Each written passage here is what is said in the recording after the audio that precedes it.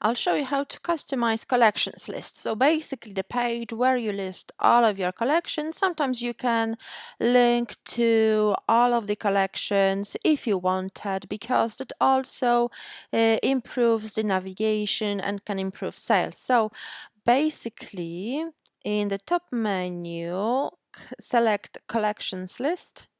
And here you can edit the same elements as in other videos I discussed. So header, footer, I won't be customizing them because they look the same. I'll simply click to collection list.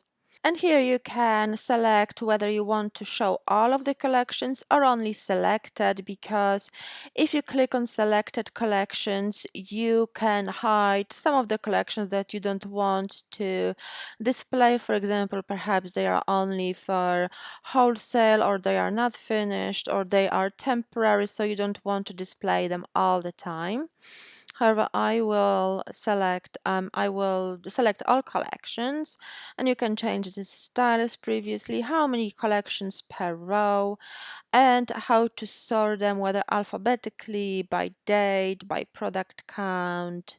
Enable image spacing, so there will be more space within each image, and show collection description or not. I don't think I've enabled collection description, so it doesn't display. And you can alternatively add extra collection if you wanted. And if you like the look of it, simply click save.